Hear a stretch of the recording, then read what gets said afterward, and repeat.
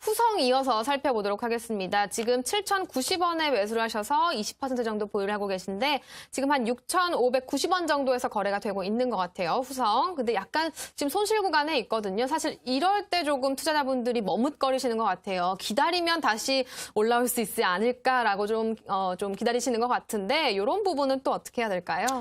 사실 후성은 오늘 사신다면은 한번 해볼 만할 것 같아요. 그러니까 지금 현재가가 6,500원 정도 있잖아요. 6,580원 정도 있는데 만약에 오늘 사신다면 저는 좋다라고 보는 게 주가가 많이 빠졌다가 단기 변곡점이 있어요.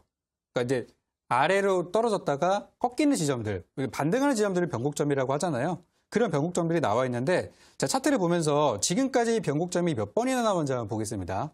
고가가 지난 11월 8일이거든요. 그날부터 이런 식으로 주가가 하방으로 내려오는 과정입니다. 그러니까 사실 제 관점에서 봤을 때는 이 후성이라는 종목은 11월 8일 날 끝난 거예요. 고점을 기록하고 이제 하락했기 때문에 그 당시에 이 종목에 있어서 뭐 재료나 이런 것들을 보면은 당시 IT주, 뭐 반도체 이런 것들이 잘 가면서 특히 이제 IT 동반 상승이 있었던 시점인데 이 시점 이후부터는 삼성전자 독주가 좀 나왔고요. 다른 종목들은 다 죽기 시작했죠.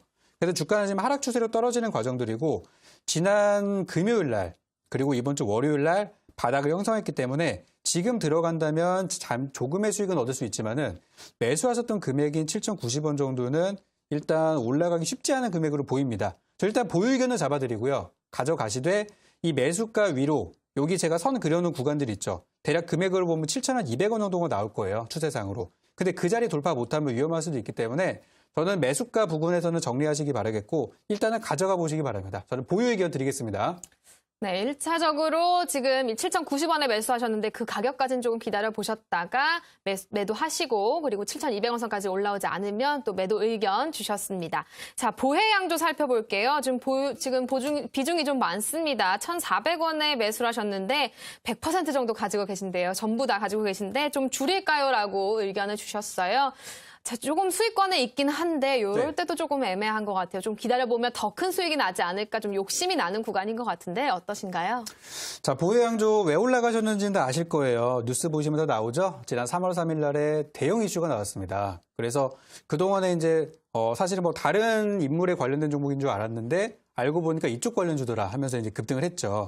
제가 볼 때는 거의 끝났어요.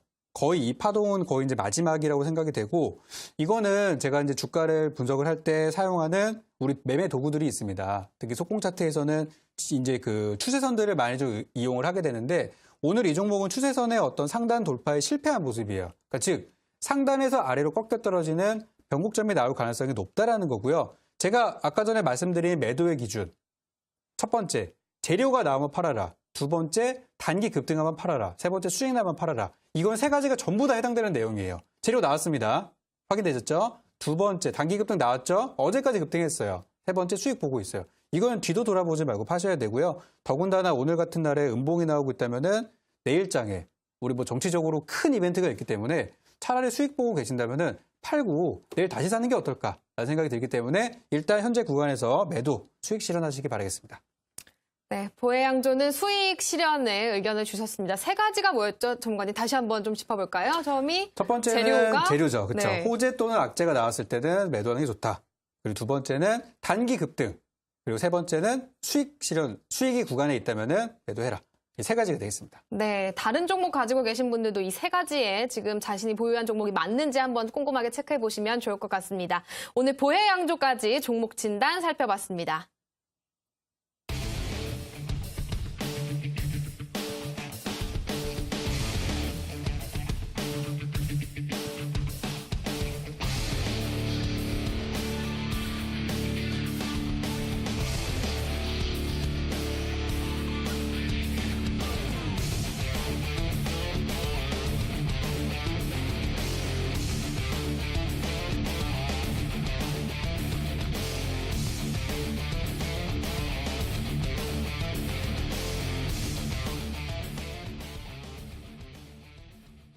네, 목요일 적풍 유경훈 전문가님과 함께 하고 있습니다.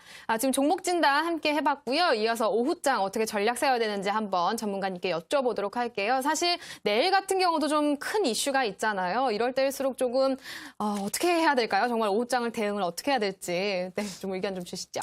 사실은 좀 쉬는 게 제일 좋죠. 내일 이제 분명히 내일장에는 우리 증시에서 위든 아래든 간에 강력한 방향성이 나올 가능성이 상당히 높아요. 그래서 내일 오전이기 때문에 또 장 한복판에서 이제 이 폭탄이 터지는 거기 때문에 어떤 결과가 나올지는 일단은 기다려 보셔야 됩니다. 그래서 제가 이제 드리고 싶은 전략은요, 내일 만약에 정치적인 이벤트가 있어도 괜찮은 종목을 보자라는 건데 그 조건들로 보면은 첫 번째로는 오후장에서는 개인 매수 우위의 종목들은 피하자라는 거예요. 개인들이 많이 갖고 있는 게 뭘까요?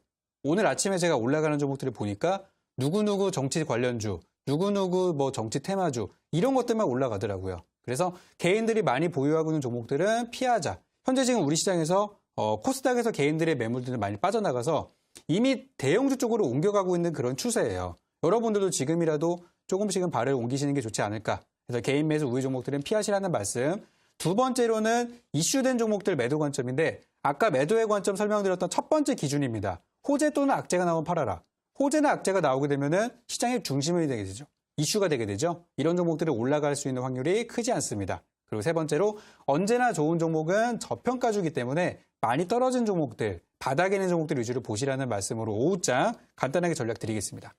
네, 이 세 가지 전략 말씀을 해주셨습니다. 그러면 또 이 세 가지 전략에 맞는 종목도 있을 것 같아요. 네네. 전문가님이 보시기에 또 어떤 종목이 조금 투자자분들이 관심 있게 지켜보면 좋을지 종목도 한번 말씀을 해주실까요? 알겠습니다. 뭐 관련 종목들 굉장히 많지만은 그 중에서 일단 한 가지를 좀 꼽아서 보자면은 내일장에 흔들리지 않은 종목이 뭘까 살펴보니까 정치 테마주는 안 될 것 같아요. 그래서 이거는 좀 우량주 중에서 좀 가져가 봤고요. 종목은 한솔홈데코가 되겠습니다. 제가 종목에 대한 설명이 조금 부족하더라도 잠시 후에 공개 방송이나 우리 위대한 유산 전문가 페이지에서 확인할 수 있으니까 참고 한번 해보시고요.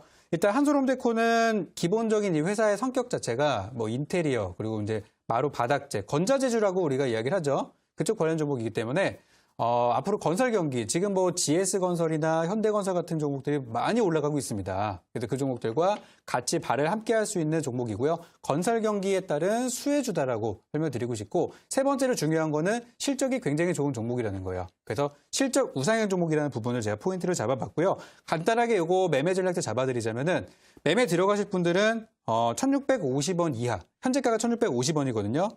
현재가 이하로 천천히 분할 매수 잡아보시기 바라겠고, 목표가는 1,800원 구간 잡아드리고요. 손절가는 1,570원 구간 잡아드리니까 그 사이에서 매매 들어가신다면 안전하게 이 종목 수익과 손실 구간에서 마무리가 될 것 같습니다. 그래서 이 종목에 대한 가격 전략들은 1차적으로 잡아드리는 거니까요.